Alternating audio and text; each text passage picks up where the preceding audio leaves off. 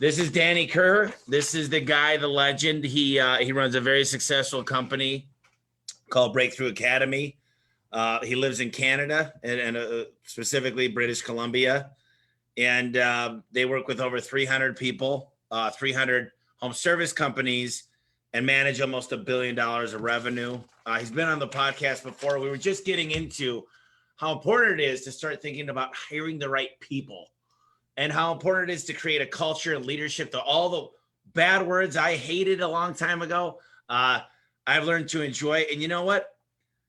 There's certain owners I know, there's certain CEOs, certain COOs that what just happened on Facebook would set them loose. I guarantee you, I'll never thinking about that again. I get it out of my head on to the next one. And I won't let negativity ruin my life like a lot of people. And I feel like, we get into these car accidents. One guy got hurt yesterday. Thank God he was wearing a glove. But it could be devastating if we focus on the negative. I look at that as a learning.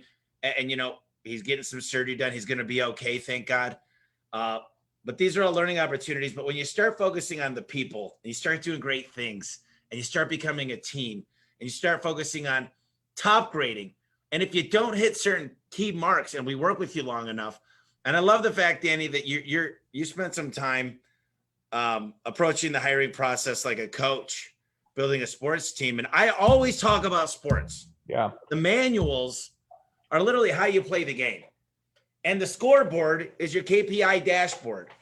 And when you tell people how they're doing and how well they're doing and how amazing they are, what's amazing, what happens is you start focusing on the good. And people want to learn about the good. And I talked about the power of my morning mojo call today to my all my management. And we all discussed it. We said we could all do a better job. We want to lift up the leaders, and we want to show the opportunity cost of everybody else not being this great and what it means to them. What does that mean to me, Danny? It means, how do I benefit your life by you doing better for this company? You could take that Harley ride. You could come down to Phoenix from British Columbia. You could finally bring your mom over to where you wanted to bring her to Toronto. I don't know, to Calgary. I don't know Canada very well, but anyways, I love where we're at. Talk to me about, you're a coach and you're going to build a team. Tell me what you meant by that. Yeah, I think about this one thing too, is like, go back to high school. Were you in sports? Yeah, I played a lot of sports. What did you play? What was the one you played the hardest? Well, I used to like wrestling and golf the most because those are single action sports. This is how I got my little finger accident. But I love that I can control if I won or lost. That's my big thing. So I'm learning to be a team player in this business. But all the team sports, I said, I don't care if you beat us. I wasn't the second baseman or the pitcher. I was a shortstop. I don't care if you beat us. I played left tackle. Ultimately I did care. I hated to lose, but I was like, I want to have it in my own destiny. But go ahead. I know that probably didn't. I was actually in wrestling too. That was actually the one I took the most seriously, funny enough too. But what I remember was how hard I would work on that team. And then I would have to go and do my dumb job. I worked at a clothing store. I did all these different, but I was like so drained to go and make $15-20 an hour to work in my job. And I would work 10 times as hard for no money on my sports team. And why was that?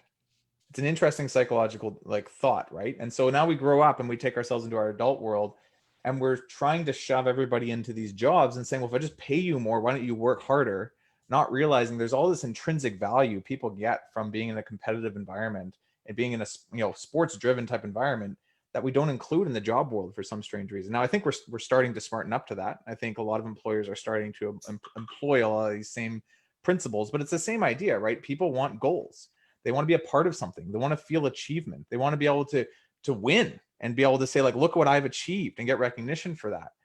And none of those have to do with how much you get paid. None of those have to do with, whatever, like the status of your job. They have to do with being a part of something. And I think, our younger generation, I'm 33. You're probably, I don't know exactly, you're probably close to my age. 37. 37. 37. Just outside of the millennial generation, but I'm right at the tail end of it. And 83 qualifies. Does it qualify? All right. Sure. But there's just going to be more and more of us coming. And we all have this mentality where it's look, I don't want to be just ordered around all day and trade my time for money. Right? That's the biggest jail sentence for most of us ever.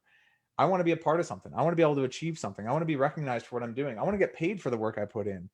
And these are all principles that exist in sports and have for years. You know, here's what I love about sports is I practice 5 days, double, 2-a-days to play one game. Yeah. When's the last time in sports we learned practice, practice, practice, get ready for the game. The game is when you're meeting the customer, the client. Okay. But do we spend enough time practicing? Yesterday we sat in the back and I watched these guys practice with one another. They went over everything. And you know what? Out of the last top 15 in the company, out of 130 techs, 9 of them were within the last 30 days that they graduated our training program. 9 out of the 15, because we've done a better job of practicing. But the difference is I was out there. I know what it's like. I'm not one of those owners that say, hey, I've never done this before, but I'm going to coach you guys. And I think it's important. Now, I brag about the owners that never had to do the work because they get to focus on running a business versus the technician side, which is the E-Myth, which is all over on that bookshelf. But I love the sports analogy. And it's like this. When you're a recruiter for a college baseball or college football team, do you think you wait for the quarterback to get hurt to find a second string and start finding that? No, you always are looking. And people say always be closing. I say always be recruiting. ABR. What's that? ABR. Yeah. So let's talk a little bit about what is your mentality of people that I lost somebody to time to find somebody. And I wish I had a mirror here because I could say, if you could fog this mirror, you could work for me. Yeah. And now I'm like, wait a minute. Now you got to pass a predictive index. We'll see if you got the right personality for the job. You've got to do a cognitive test, background check, drug test, ride along form. You've got to make it 3 weeks before you even are eligible to come train in Phoenix. Then this is hell month. If you make it through here, it's so much fun. But if you make it through here, you're part of the group now. It is like you actually graduated. You're part of the team. And I say, I say this, not, hey, glad you're aboard. I say, congratulations. You guys freaking made it. You killed it. You are true A1 material. And that's something that I take with a lot of pride and respect for our company. And it's not me, it's the team. I keep telling you it's the team. But what is your take on the fact that these people, a lot of company owners, first of all, I hate to say this, but they have no right running a company that they're just hiring because they're desperate. But I've been there. So I can't talk down to them because I think I've been there more than anybody.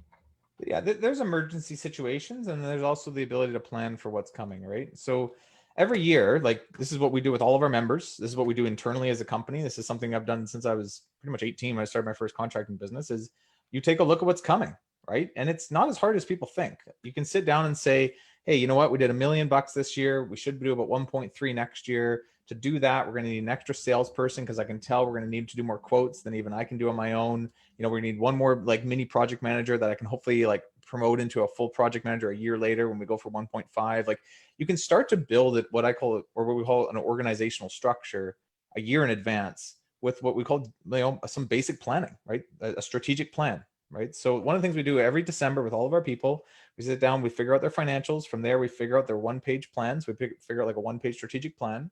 And it often includes a hiring process because the org structure demands it. You know, if you can do whatever, 200 quotes in a year and you need to do 300 next year, you're probably going to need someone. And you could sit back and say, well, I don't fully need someone because I need someone to do 200 more quotes. It's like, well, no, like it's time to hire someone, relinquish some control and give yourself a bit more time, right? So every year, it's good to sit down, usually at the end of your season too, and start to really look at what's next year's plan. What are the people that are going to need to be involved into making that plan a reality, and start recruiting early. So we'll set it up and then we'll actually project, okay, roughly in 6 months, we should have that hire done. So we'll add the salary to that, monthly cost. We can see what our costs will be month to month for cash flow. Like you can get a bit of a crystal ball on this stuff. Now, in reality, that person comes in when they come in. They might come in a little earlier. They might come in a little later, but you've given yourself an entire year to start looking for these people versus 6 weeks or whatever it would be, right? Or sometimes a week. And I find a lot of people, they sit down and they say, we need someone in the next 2 or 3 weeks because it's all on the owner's plate. They're like busy as it is. They're running around like crazy. And they don't usually find the right person because they got 3 applicants. One person was high on drugs. The other person never showed up for the interview. And the final person, whatever, wasn't quite a fit. And they just hire the one person that showed up. And that's it. That's not real recruiting though. I remember myself. So when I was 18 years old, I did a terrible job of my first ever training of my people. So I showed up late for the actual training. I had my ladders had fallen off my van. So I was trying to get them back on. I never even fully got them back on. So I showed up on the job site with these ladders like half off. I opened up the door to my vehicle and 2 paint cans fell out, just splattered all over the concrete. And I was training 6 guys that day. 3 of them walked off the job site. I never saw them again. And I was like, crap, I booked work for the whole month for 6 people and I only have 3 to work with. And I was about to go and try and paint myself with them. And I was like, well, I've got 2 arms. I've lost 2 people. Maybe I could paint with a 3rd arm and somehow catch up. And I had a coach at the time because I was part of franchise system. And he just looked at me. He's like, you're an idiot. He's like, go tell the 3 that you currently have to take a week off and go spend the next 40 hours figuring out how to fill some of those spots. Otherwise, your entire summer, you're going to be behind the 8 ball. And it was the first lesson for me about just realizing that, like, even in emergency circumstances, like, you can't just do it all yourself. You have to pull back, look at the future a little bit, and go just gear down a little bit before you gear back up. And you can't do it all yourself. You'll just burn out. You need people. You need good people behind you to do it. So big thing in my life is just the planning behind it. I have a business partner who's incredible, who just forces me to plan because I don't always like to. I'm a bit ADD and like to do things last minute. But that reminder every day, that's like, that is where you're going to get ahead. I've seen it enough in my life. I'm bought into it. So, You know, I don't do all the interviews. I rarely do a lot of them. We've got 2 full-time recruiters, and I'll tell you, there's something to be said about, I've gone through Southwest, the interview process, and we were all in this big room. This was when couldn't have been much older than 20. And they told us, tell a story. They asked us really good questions. They said, tell us one time that you were really proud. And I was like, well, I'm a busboy at Cheesecake Factory. And at Cheesecake Factory, they really tend to look at you when no one else is looking. And they give you a green card. It's a free meal if you do a good job. And one day I was in the section, it was completely closed down. There was stuff on the ground. It wasn't my section. And I cleaned it up. And I got a green card the other day because the manager happened to be seeing me. It was a really nice blessing in disguise because I was really hungry and I didn't have any money that day. So it was really, really kind of cool. And I was one of the finalists and they were going to hire me. But then I'm like, I do not want to do the baggage, like throw them off the cart. But you know what I love is I realized their hiring process and how much there's certain people that, you know, if you work there, you're kind of hireable. Enterprise is known for being that way. Southwest, it's like great people work at Southwest. And it's because they do such a good job of training and recruiting and orienting. And I got to tell you, I told my general manager, and I've told a lot of the managers here, some of the people that have made it here today aren't going to make it next year. And the reason why is our expectations have grown so high. And the first thing I said on a podcast like a month ago, I said, you got to fire every single person that nods their head and when you're at a meeting and they roll their eyes. I said, you need to get rid of those cancer. And some of them are your top producers. Mm-hmm. And you got to start with your culture first. And, you know, I used to think that Glassdoor was a joke. I'm like, people only go on Glassdoor when they get fired, you know, or they quit because of a dumb reason. And now I think it's so important. And I wanted to talk to you a little bit. Talk to me about setting the right expectations when you're hiring for a job and the problems that come when you don't set them up with a plan. Totally. Yeah. Like if you think about it, people are like Play-Doh when you first hire them. You can mold them.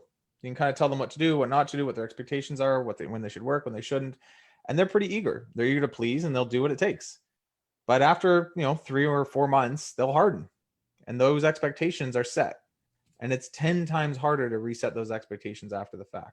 And so you have this unique window of time, this unique opportunity in the beginning of a new recruit coming on to set those expectations. But a lot of us, again, don't take the time to think through what those expectations actually should be. And if we're all honest, we probably know what they are because we learn about them over like years and years of just making mistakes, but they can be documented, right? So one thing, like all of our members, and actually I think we'll give it away. We have a little download package at the end of this webinar with everyone. So we're going to give away like a 9-page employment agreement that'll give the details of all those things.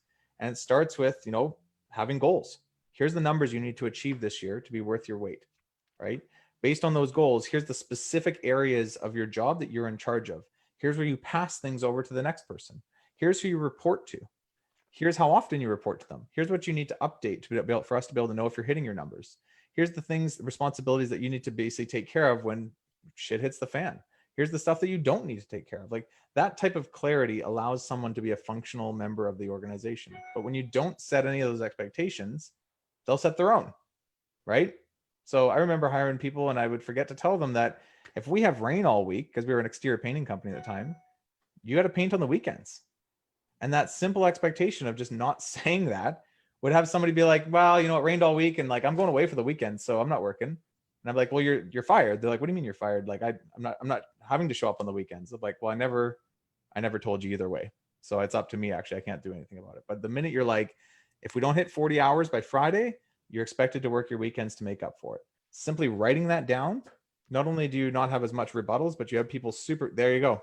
You have people super motivated to actually want to do it because they understand, hey, I got to hit 40 hours every week to hit my goals, to hit my bonuses. I see how this is all going to work by year end for me. And they're a part of the process. They're a player on the team now and not just there to make a buck. So, well, you know, when I learned my position of left tackle, I learned exactly how to set up, but we drilled ourselves to not go off sides. We drilled ourselves on every single aspect of that's what my job was. I knew exactly who I had to protect. I knew my job. I knew that I had to protect the quarterback at all costs or make sure that hole was open when it comes to the running back. I knew what my job was, and I knew exactly. They taught me every aspect of it. We drilled. And the thing is if you look at my manuals, you know the expectations. Now, you got to understand these are living, breathing documents, but we're one of 1,000 companies that even has something as easy as a manual. And before you hire somebody, you just say, what is their job? Where do they fit in? The other day, we were really kind of frustrated on the manager call of one of the gals, and she's doing a great job now. But there was a lot of mistakes happening. Her job was to get the new doors going in for the next day all set up and make sure we've had full capacity. We wanted to make sure every guy had a busy day because that income coming in that day, we want to maximize it. And she was missing her expectations. They were complaining. And I said, show me her manual, by the way, because we created a job within the dispatcher specifically for her. right. And there was no manual. And I said, oh my gosh, how is she supposed to succeed? And at that weekend, the guys ended up working on it and getting it. But I wanted to ask you what a good job description really looks like and what should be included in it. And I think it's going to be the bonus package that you guys are giving is a piece of that, right? Yeah. So we'll get everyone to download it so they can see it. But it's essentially, I see lots of different job descriptions. And actually, I talked to a lot of people that are like, we have job descriptions. We're good. They're actually really well written.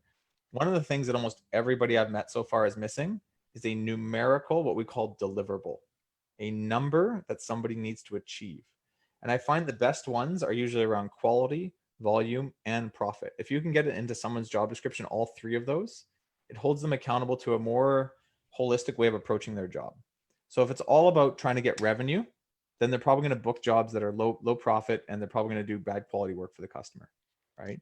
If it's all about quality, they're probably going to go way over budget and cost you as a company way too much money, but the customer may be super happy because that's the only metric they cared about. But if you have all three at play, quality, volume, and profit, in some way that they're directly accountable and relatable to their job, that's when you hit the nail on the head.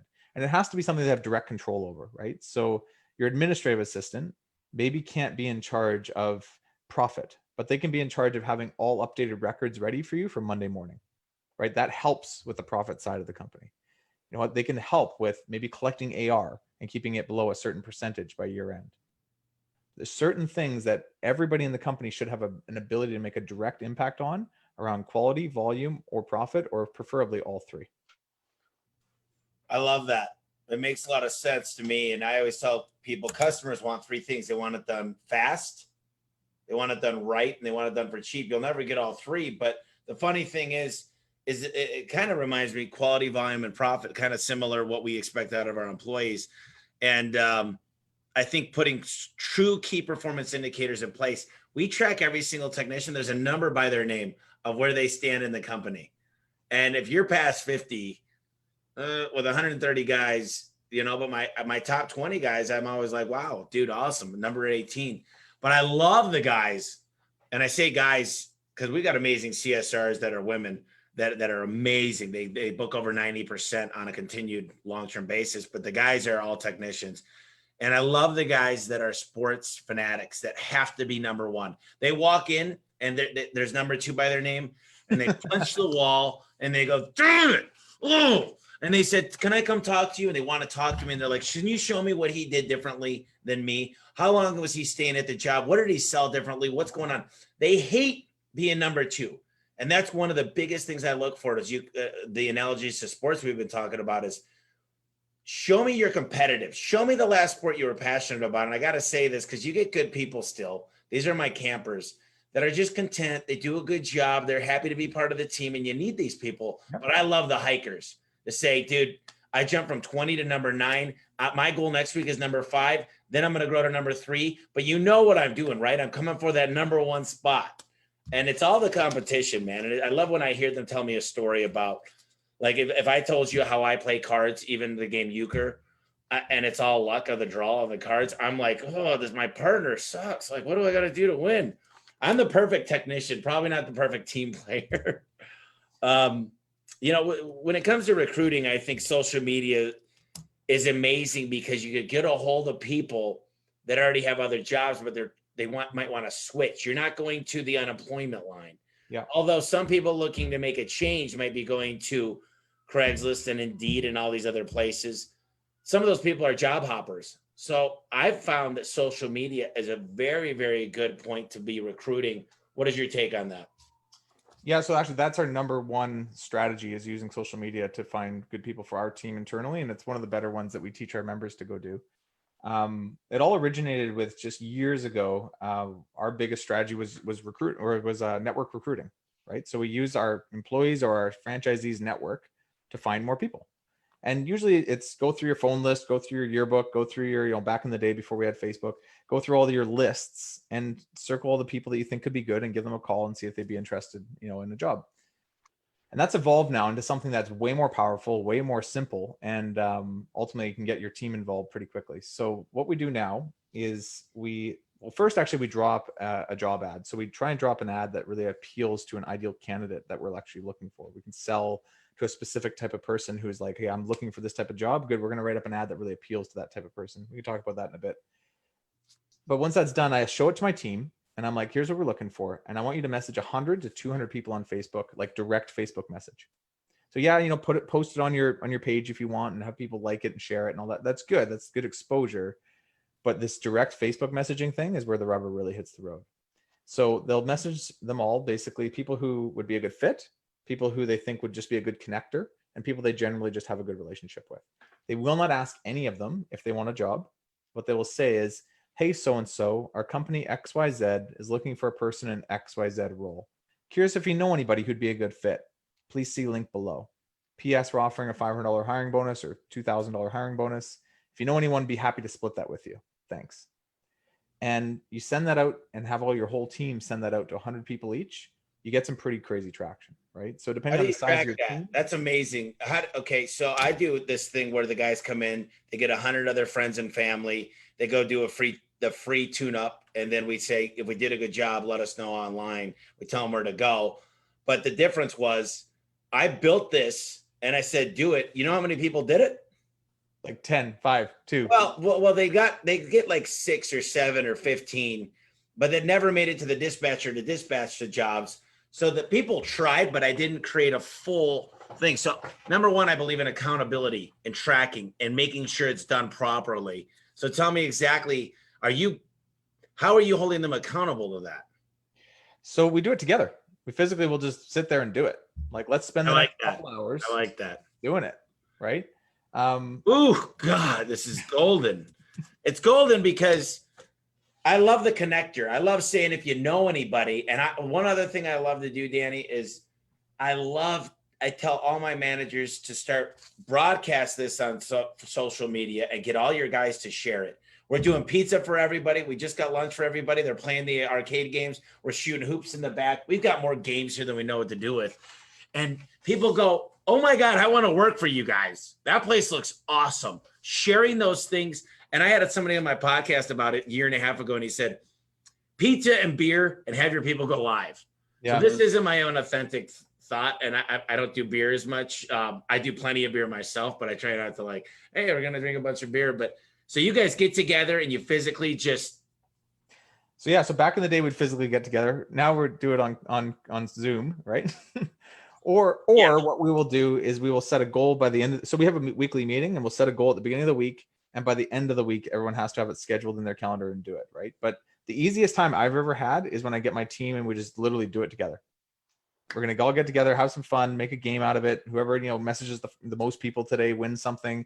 And then later on, whoever gets the hires out of it will get a bonus out of it, and just have some fun with it and keep it pretty casual.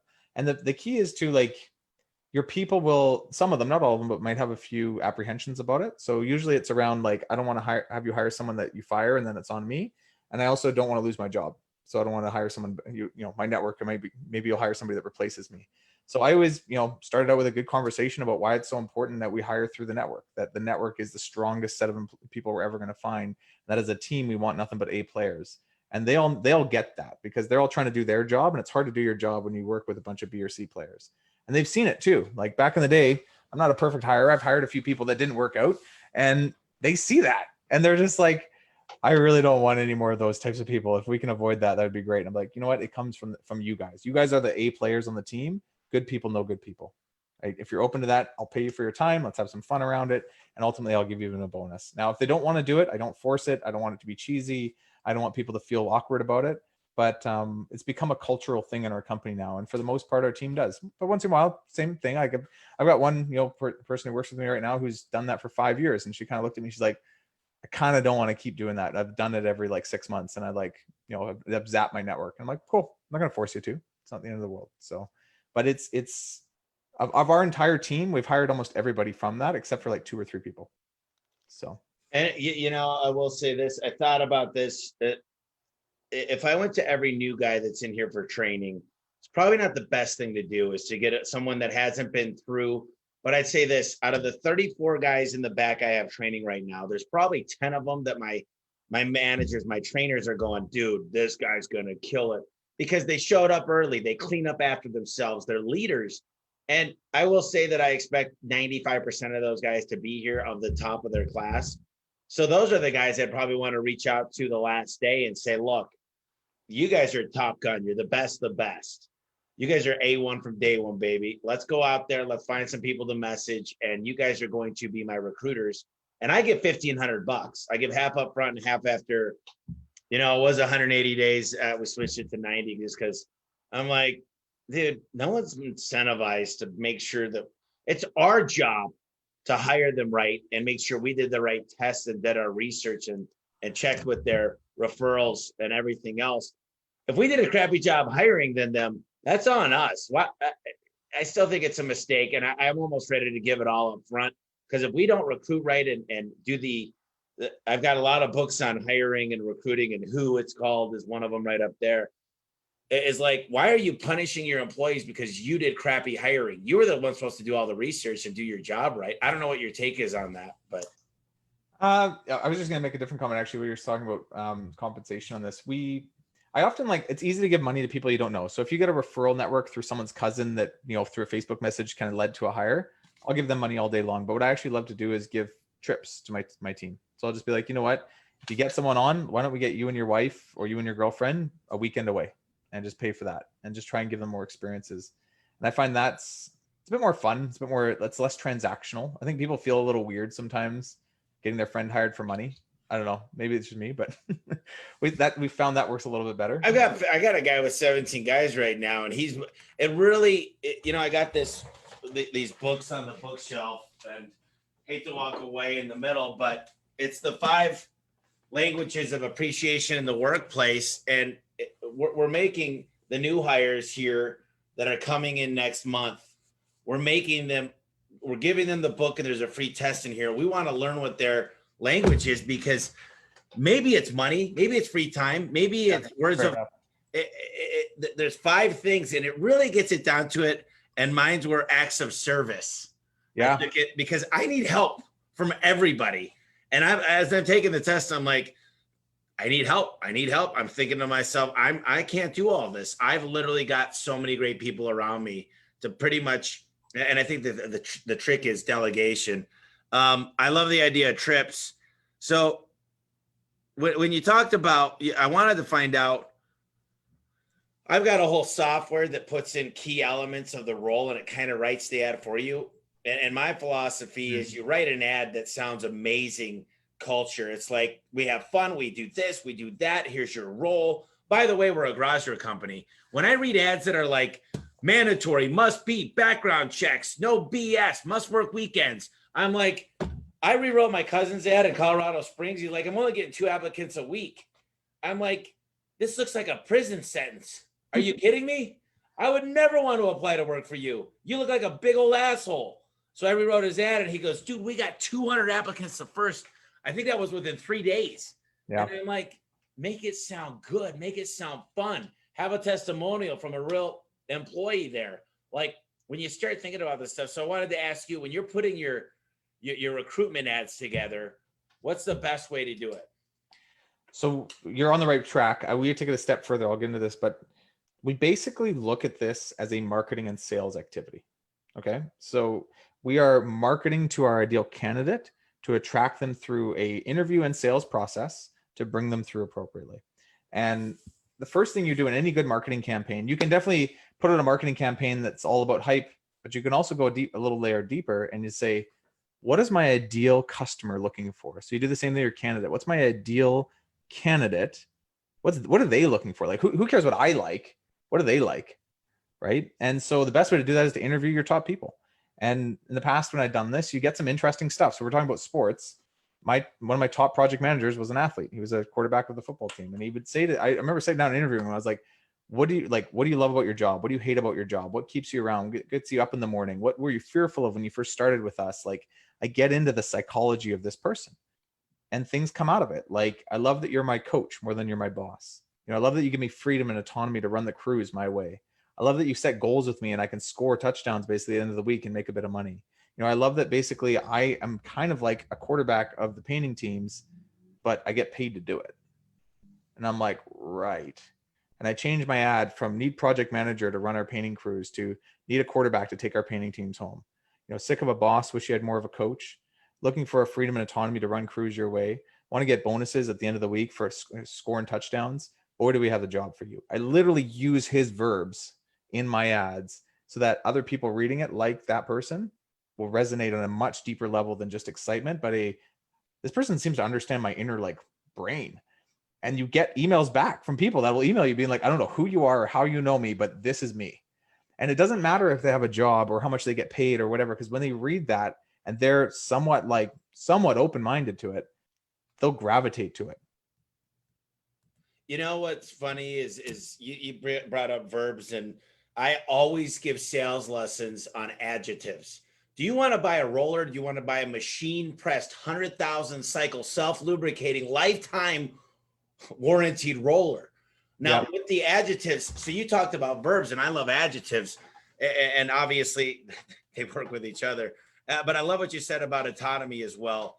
Is a lot of leaders that are future leaders of the company, they want autonomy, and it's amazing the lessons we've learned over the years of just making people leaders. We take our workers and we develop them into leaders, and it's amazing. When I was sitting in this room, I said, you know, there's something important going on in there. He's running a project. There's something important going on over there. There's a ton of things going on over there. It used to be all me. I used to want to be involved in everything. I used to pop in and say, hey, what are we working on? Do I know about it? How could I be involved? And now I'm like, why don't you guys handle that? It's like, that's not even my lane. And it's fun when you start seeing it because it's all about the people we choose. And the fun part is picking a compensation plan that motivates the crap out of them and finding out how do we both win the game. And I think there's a lot to be said. Hiring somebody's one thing, but getting them motivated, whether that compensation means trips with them and their wife or their husband to go on a nice trip, whether it means taking them out to lunch, whether it means bringing them up when there's 200 people on a call and they walk up to the front and they might be a little shy, but they feel like they're going to call all their friends, their mom, their grandpa, and say, I was number one in the company and I brought our employee of the month. Finding out what motivates people and really working around that. I got to tell you, you know, I love this stuff, but this stuff is just, it's consulting to me. People are always like, how do you make money in the podcast? I'm like, have you seen my company, A1 Garage Doors? It's all from the podcast and the people around me. So this stuff is just pure gold. Speaking of gold, give us some gold nuggets that people could use in these last 4 months to really kill it, to do some good hiring. Cool. I'll tell you one thing that it's a bit more long term, but it's a vital thing that if done starting now will help you in the future in a big way.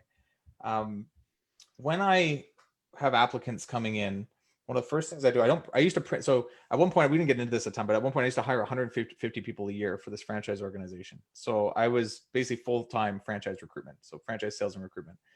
And I get about 100 resumes a day. And it got to a point where I'm just killing trees, right? I'm going through paper like crazy, printing all these resumes out. And it's useless because they're all sitting on my desk. They're all over the place. My desk is a mess. Like I can't fully find everybody that I wanted to call back. And I stopped doing that. And I started basically just taking the file off of the email they gave me, saving it into Dropbox. And I had 3 different folders: apps to call, apps rejected, apps set up. And I would rename their application. So whatever the Word file that they sent me it in, I would put their name, bracket the position they're looking for, bracket the score. So it'd be score out of 10, their name, the position they're looking for, and then bracket my last interaction, which would be like left message, sent email, whatever it is. And so my apps to call, I would always have my 9 and 10s out of 10s at the top because it would auto just sort by name. And I would call them first. And after a while, like wouldn't get a hold of them, I'd put them in my apps rejected folder. But they're still there. And I've still got all these 9s and 10s out of 10s sitting in my apps rejected folder for a year or 2 years or 3 years from now. And I've got all my old applications sitting there for reuse years later. And I think one thing a lot of us need to do is, we talked a little bit about working towards the future when it comes to recruitment. I don't find there's a lot of short-term fixes for recruiting problems. In fact, I think a lot of the times it can be very detrimental to try and rush that process. But I think by always thinking about the future, planning out a year ahead of time, who do we want to hire, keeping your resumes so that years later you can reflect back on these things, you're slowly building up your like base. So recruiting becomes easier over time. And I think generally we're in an economic situation where we all thought coronavirus was going to make it easier to recruit. Heck, I'll put my hand up and say I thought I was going to too. It's actually made it harder because people don't want to work because they're getting compensated to not work. For now. Yeah. For now. But it seems like in general, there's so many baby boomers retiring, and there's a huge, especially in the contracting space, there's a huge gap between what we need and what's available. And we have to start planning for the future, for what's coming, and stop just like reacting to needing a employee next week.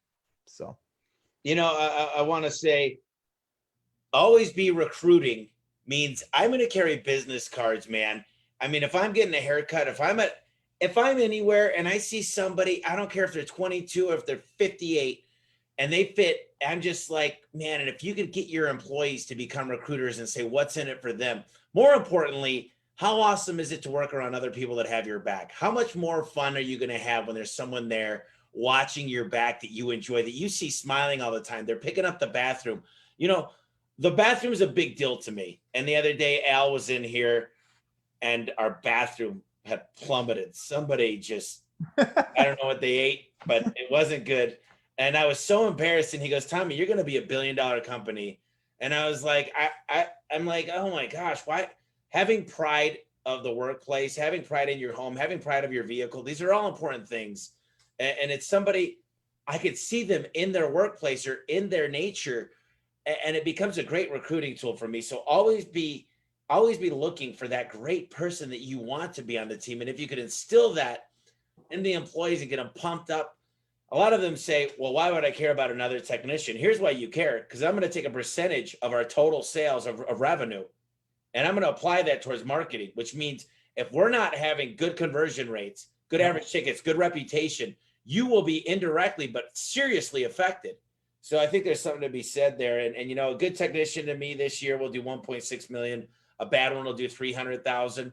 That's $1.3 million from top to bottom. Now, most of them are in the middle. Yeah. A CSR will do an extra $1 million for you a year.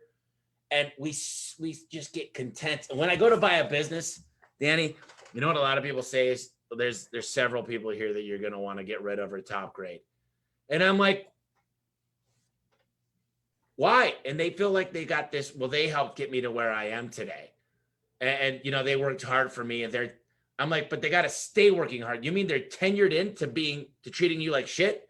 So they're tenured to treating you like poop. So this is great. So so thank you for letting me buy you and fix the stuff that you already knew you had to fix. This is nuts to me. It's crazy to me. And I love talking recruiting. I got to tell you, the future of the business is recruiting and training. Mm-hmm. Yep. And it's so much fun. I'm telling you, I'm having such a blast. We got this gal Summer. We got all these amazing people. Crystal's involved and Bree's involved, and just the new people coming on. The next class is better than the one before, although it's just been amazing. And we just learned little tips and little tidbits, and we're adding these nice label, not a label, but a badge to see who you are. And we're putting that, well, you know, what do they appreciate? We're putting in, like, if they've got, you ever see, like, do you have a dog? I do. Yeah. It'd be mom, dad, 3 little girls with little hair coming out, and then the dog. And we're putting that on it. It's just going to be so much fun. And it's like that kind of stuff, the tiny little things, they just make it so much fun to work here. And it's so cool that it's happening here, and we're making it happen. But we're going to kind of shift directions here. And we're going to start talking about effective systems in the workplace. And very few people have effective systems. So how do you break the habit of being too hands-on in your business? And it's every owner's got to get out of their own way. And I'm still a problem in my own business. But how do you become the person that learns to live in their own lane, but trust, but verify, and inspect what you expect? Those are things that I'm super big on. If you don't pay attention to your accounting or your marketing, you can watch your whole company change within a month. So yeah, I mean, I'm not perfect either, man. Like, I think any honest entrepreneur will put their hand up and say, like, I kind of suck at a lot of things and I'm really good at a couple things, right? And we have to be pretty fair with ourselves and honest to the public about that. Like, I literally, if you ever get an email from me, it'll say at the bottom, P.S. hyperdyslexia, like, please excuse all the spelling mistakes. But you guys are all taking out the garbage. Oh, you missed it. I love that when I look out there. I'm sorry, but you're right. Go ahead. I want to keep, sorry. We just have to be super honest with ourselves about what we're good at, where we're not. I mean, for me, I'm a very hard worker, and I can get caught up doing a bit of everything all the time because I want to do it right. I want to do it the best. I'll drive it. I'll do it myself, and I'll get caught up just realizing like I'm working a bunch, doing a bunch of stuff that's not tasks or stuff that's oriented towards the future of our company. And I'm really, for the amount I could have paid to have somebody else do it, I'm wasting my time. And so one of the first things, and I've seen this with myself, I've seen this with all of our members, I've seen this with any like true entrepreneur, is we're ADD people with lots of ideas who are out there able to execute all day long, who need to step back and learn how to take a little bit of time towards building for the future. And one of the first things I did when I started Breakthrough Academy was I said, I am not going to be the person that owns this whole thing and do this all myself, because I'm going to shoot myself in the foot with the ability of where we can go in the future. And I brought in a couple of amazing people I worked with for years at College Pro Painters. One of the guys name's Igor Trininik. Another guy name's James Dale. And between the three of us, we have a really good set of skills. And even off of us, we have an awesome team of people that can execute for us. But I had to step back and just get my ego out of the way and realize like I'm not going to be the be all to everybody for everything. I'm just a human, poop in the toilet just like your staffs do, right? Like, and make messes too, right? But like at the end of the day, that's okay with me. And to let go of that like stubborn pride and ego where like you need to be the doer of all things is huge. And it allows you to step back and see what's really going on and start to build better systems and start to work and develop better people. And really your goal should be that your staff are all better than you anyways, right? I love it when my salespeople can sell better than me, when my marketing people can think of better marketing stuff than me, when my coaches, honestly, people want to work with me sometimes in our coaching program. We've got a huge coaching team and they're way better than me. I'm like, you might be inspired by me. You might like my personality. You need this other person though over here. You need more of an engineer because I'm an entrepreneur and it's just a blind leading the blind right now. Right. So yeah. I don't know. That would be my one big thought, was just like being able to get out of your own way. And also for a lot of entrepreneurs, it's just being able to commit the time to like building the future, even if it's just 5 hours a week. One of the things we work with all of our members on when they first start with us is it'll be more later, but let's just start with 5 hours a week where we work on the future of the company so you can get out of being that doer and start to be a bit more of that leader. So, what's interesting is I walked outside and these guys are in this huge circle. One of the guys that's been here 10 years is coaching them. He's doing role playing. He's explaining to them a little bit of Sandler training. We're going through a lot of steps. And I just wanted to get in. I wanted to be part of this. He goes, uh-oh, boss is walking out. And I'm like, don't call me boss. I hate that. But I was just laughing because he's given such good information. And this guy's fighting the fight. He's a field supervisor, but he's in there every day. He's setting records. He's selling so many new doors, service to sales. And I just listened to him, and he said this thing. That's too expensive, is the first thing he said. And he goes, "Oh, really, Danny? Why do you say that? Is it or when somebody says, 'Hey, I want the most inexpensive thing you have'? Right. Really, Danny? Why do you think that? Why do you think that is? But he's so good at it, and I'm like, dude, this is amazing stuff. And I'm like, you're putting on a clinic. I came in and had this long phone call. I'm not even kidding. It was probably 45 minutes. I go do something out. I don't remember, but I was in the showroom or something. I walk back in there, and everybody's like this, just listening to him still. And I'm going, this is awesome. So I think I have so much pride in the people that take the initiative to go above and beyond. When I saw those two garbage, these guys are there. I go out there the other day, I'm showing off the building to somebody, and all the guys are out in the back mopping. They're cleaning up. They're like, "Hello, sir." I was like, "Hello." No, I didn't do that, but I was like, this is so cool. So I think that's great, man. I just think let people do what they do best. You hired them to do something, give them the space to do it, but make sure. I advise people, I'm super trustful. I've been burned so many times, but the good things that have come out of trust are thousands of percentages higher than not trusting. So I think it's hard to grow a business if you're going to limit the growth. You're going to stunt your growth, and it's going to be small. But you know what, Danny, a lot of companies want to be small. They want complete control. They just need to make a living. They want to make 200 grand a year, whatever that looks like. The business makes nothing, but I can't say that's bad for them because that's what they chose, and they got to decide what they want. I think I'm always like, why wouldn't you continue to grow, Danny? Why are you going to stop at 300 or 400 people? Well, we're good. We were going to really make a difference. We're going to make these guys multiple millionaires. And I might say, why don't you have a goal of 5,000 people to help? You might go, dude, I've got 3 daughters I want to raise. I got the most amazing wife in the world. That's nuts. I'm fine with what I've got. So I think learning to be able to tell people too, from a different perspective, is what are your goals? I don't know what your take is on that. It's not one of our things to cover, but I think at the end of the day, you do need to have a balance between what you want and what your people want, and not to get too caught up in things that maybe you thought you wanted, you don't, right? Like I see my team, and I'm like, look, like at the end of the day, you're spending 40 hours of your week, often more than that here. Why? Besides paying the rent, like, why are you here? And how can I help you long-term with what I know? And vice versa. How can you help me long-term with what you know?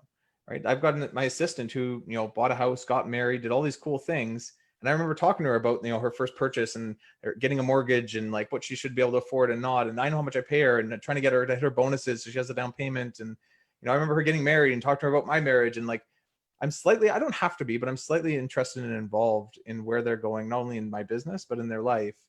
And I find together, we're all forging a path together, where it's not just me being like, follow me, I've got it all figured out. I'm like, we're a team. Let's do this together. Let's forge this thing together, and let's figure it out together. And those who are a part of that, rock and roll. If you don't want to be a part of that, I don't want to force you to either. Right. And it creates a pretty cool dynamic. So, I'm getting ready to close on a house, hopefully, if everything goes right, on the 8th. And I'm to dinner with all these people, and I'm talking to all these people, all the people that I trust too. And they're all like, make sure if it's a nice house, you can't have employees there. They're going to get mad. And I'm like, they helped me earn this. I've not taken a lot from the company ever. This is something I wanted to do nice for the future. But ultimately, I feel like they're the ones that helped me get this. They should enjoy it.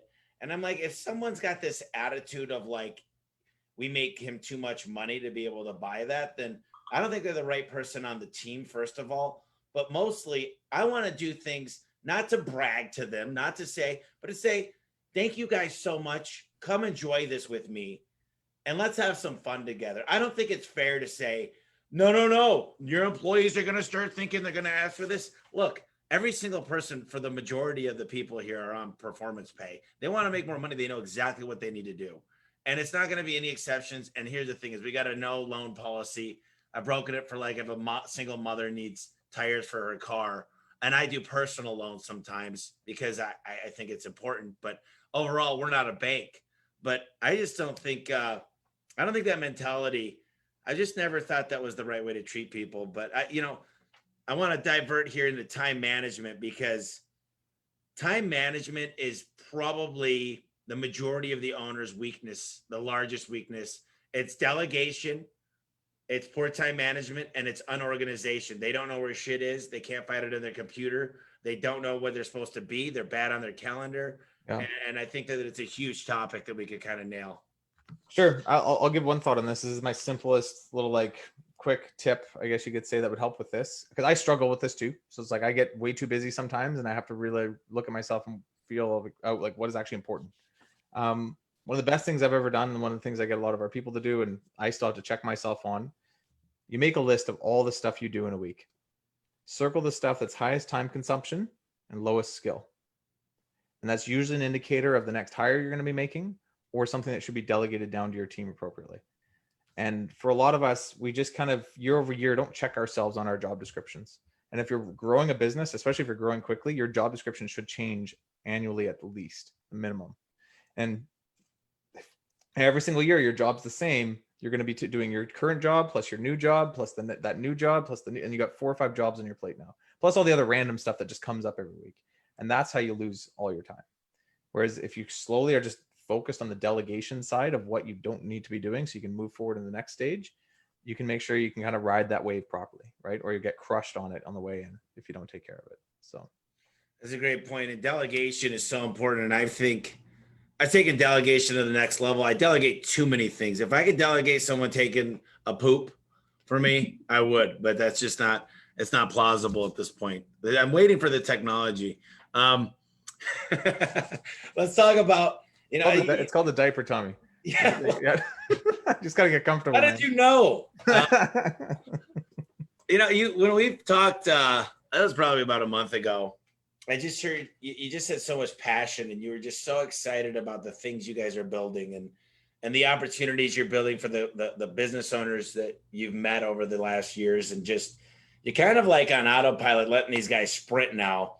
And Breakthrough Academy is doing a lot of great stuff for a lot of people. Talk to me about some of the things that have happened over the past few months and some of the changes and what you guys are trying to build with this this consulting. Yeah, I mean, we've got committees fully focused to starting a podcast. We've got a committee fully focused to starting a piece of technology that's going to build out like digital versions of SOPs. We've got, our coaching team, which is completely like building, entire playbooks for entire industries that I have no idea even what they're doing half the time. And it's cool. It's cool to watch. And I just know that, once a quarter, me and my partners, we sit down, we talk about the initiatives, we talk about the money allocation of where these things need to go and where our values lie and what's important to us personally along the way. And we're constantly making decisions about what's right to us, what's right for our team, and what's right for our members in the industry.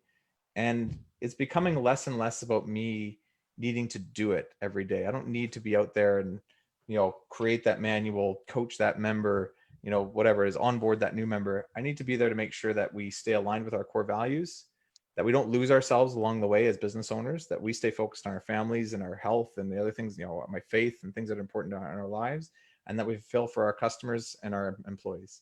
And if I can keep those people happy along the way, this thing could be absolutely massive of an organization in the middle or just a little bit bigger than it is today. I'm not really worried about that. It's just, I want to make sure we do it right. There was something when we started Breakthrough Academy years ago. There was a pastor that actually spoke at a thing called LeaderCast that I went to right before I started this company. And he said something to me that I wrote down and I'll never forget. And it was, what is it you believe is fundamentally impossible to do in your industry, but if it was done, would fundamentally change your industry forever? And to me, that was like building a coaching consulting company that's actually legitimate, that provides real value, that's not bullshit, that doesn't have a bunch of marketing stuff on the front end and nothing on the back end. And at the same time, it was helping the trades and contracting industry, which is like super underprofessionalized. I spent 10 years in it and I was like, this is a joke. And there's tons of wasted money and tons of, people pissed off, and like, there's gotta be a better way. And I saw it within a franchise system. And I was like, I wonder if I could kind of knock 2 birds with 1 stone and actually start this thing, impact these 2 industries, have a little fun doing it. I was like 28, I think, was it 28? I was 28 when I started this thing. And I was like, what else am I going to do with my time? When I'm 40, 50 years old, what do I want to be able to say I did? I want to make impact on those 2 industries and do things that most people said were impossible, but if done, fundamentally change the industry. And that's what I'm busy doing. And what happens out of that after that? I don't know. I'm good. I've got some girls. I got a house. Everyone else is pretty good, pretty happy. I'm healthy, so I'm trying to enjoy the ride, but let's make sure we do it right along the way. It's really, really interesting that you say that, because I've been telling all my managers this last week I love the podcast, man. This is everything. This is so much. It just gets me.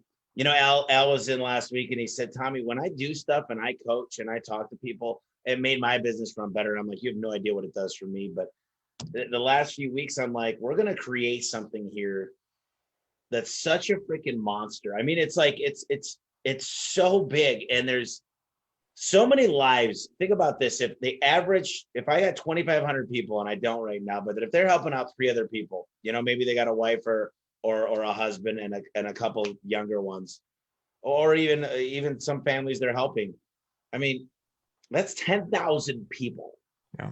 That's crazy to think about. And you know what? I think it's I can see it. It's not even in the distant future. It's not like a mile away. It's about 100 yards away. But listen, I want to end on a good note here. We always end in a certain way, but I wanted to ask you real quick. Some businesses are hurting from this. Some people's mindset are broken. Some people have just been, they're using government funds to just pay rent right now. And they're supposed to be a successful business. And, a lot of us were trying to scale up and bad stuff happened. And some of us were really fortunate, but give us some words of wisdom, maybe that we could bounce back here these last few months and begin to see the light at the end of the tunnel. I think our last podcast, we got into my life a little bit and some people know me personally, some people obviously don't that are listening to this, but I grew up, probably, I think you might have similar stories to me, Tommy, but like I grew up nothing, man, like $800 a month on welfare with my mom. Dad was a drug addict. Like it was not who I am today, but it was what I was brought up in. And to be honest, if I'm super honest about that glim story, I was still pretty happy kid. I had a little sandbox. I had like school. I had some friends. Like life was pretty simple. And as we get older, I think sometimes we forget about how simple it was when we were kids, no matter how good or bad it was. And I try and remember that. Like I'm like, look, like we could have millions of dollars in the bank, or we could be in debt by quite a bit. But there's still just like numbers in a bank account, right? And for the most part, we can still eat, sleep, poop, and breathe relatively the same. And Tommy, like you're a guy, you get it. Like you've made a lot of money in your life. You're going to go buy an incredible home, but you still just sleep in it and like barbecue at it and have some fun in it. It's not like monumental changes to who you are, right? There's a cool documentary on Netflix called Happy. I don't know if you've ever seen it, but it talks about how your happiness set point is changed over time, but it goes right back to normal over time too. So they did a study on like a prisoner and a person who won the lottery. And the person who won the lottery was happier for a while, and the person who went to prison was sadder for a while. But over time, both of them came back to normal. The only problem is the person that won the lottery slowly lost a lot of their money and got more depressed because they had more to lose. The person that was in prison eventually got released and got happier because they had more things to look forward to. And we just got to be very aware that our perception of what is reality and what's true is all in here. And whether you're making $1 million right now because you just invested in Tesla before it went, crazy, or you just lost $1 million because you made a bad move and tried to grow too quick, it doesn't actually matter. You can still eat, sleep, poop, and breathe. You already won the genetic lottery. You grew up in North America. You're fine. It's a great point. And I'm looking at this house going, oh man, it's a great investment. I'm just like, I'm so happy with my apartment. And I'm like, I wish I had a bigger kitchen and a nicer place to have people for nice dinners and to do really cool stuff. And it's all about, for me, it truly is about hosting. It's about having a bunch of people in the same room and enjoying each other, especially the people I work with. And I'm like, this is an investment, but more importantly, it's not about how big and how cool. I don't want any of that. I don't want the crap that comes with it. And you're right. I don't want to ever lose something. Like I'd rather not have anything to lose. I drive a nice old truck. It's fun. I get what you're saying. And it's like, one day I lost and I was thinking about this the other day. I'm like, I hope I paid my darn storage unit, because one day I lost one of them, and this one's a much bigger one, which is just sits there. Hopefully I get all the stuff out here next month. But I'm like, other than one box in there of a bunch of memories, which I have, if I had pictures of the stuff, it would have been just as good. So take pictures of the stuff you care about, whether it's a vehicle or a watch from your grandpa.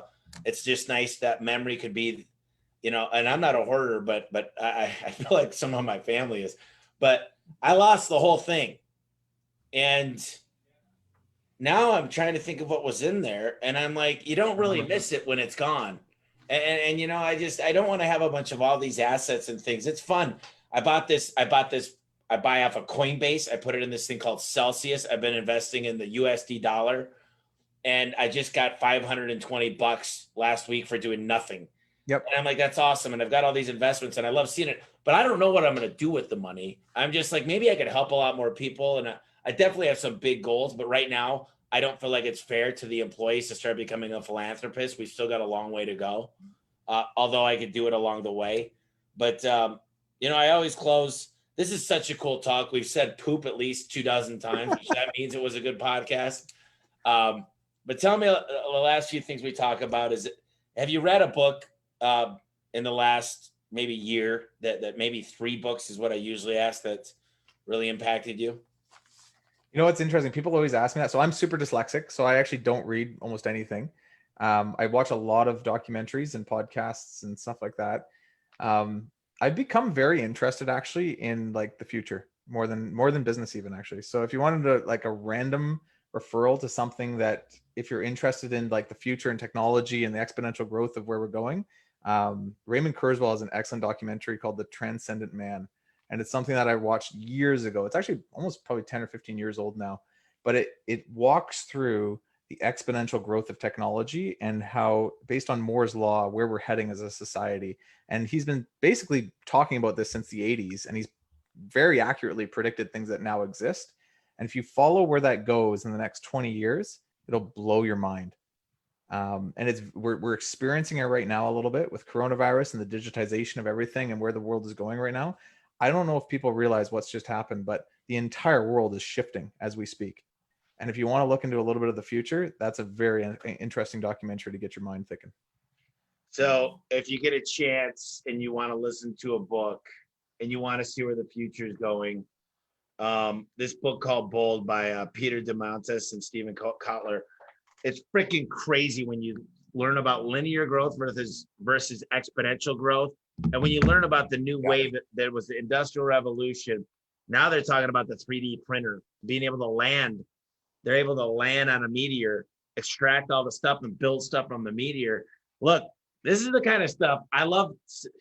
You guys, everybody that knows me knows I love this stuff. So I can't say it enough. This is just incredible. If people want to get a hold of you personally, or the Breakthrough Academy, what's the best way to do it? Well, so my email, I'll give it to if people want to email me. It's danny.kerr, Kerr at btacademy.com. I think we're doing strategy sessions so they can get booked with us. It might be me, it might be a guy named Benji, but if they want to sit down and talk business, talk life, understand some of these recruiting strategies, obviously we've been talking about, I'm happy to do that. So they can go to our website, btacademy.com/strategy session. And if you type in the access code Tommy, I believe that also gives them a recruiting package, which is a lot of the stuff we went over today. So we'll put that in the show notes, I think, Tommy, to be. Yep. I got the whole team here that are writing it up as we speak. They're amazing. I'm telling you, best team ever. I'm nothing. I'm like 3% of myself without. Before this podcast, I'm like looking at our Asana notes, looking at all the prep stuff, and I'm like, thank God we have both of your team and my team. Incredible what they did for all of us, and the two of us just sit here and talk about poop the whole time. But yeah. Yeah. And the way that I ended is, I do the same thing, Danny. Is you've talked about a lot, I've talked about a lot, but I think that there's something we could do right now to kind of discuss where's the best spot to get started? Where does somebody, there's a lot of things going on, Danny. There's a lot of stuff going on personally and in the business, and it almost seems overbearing.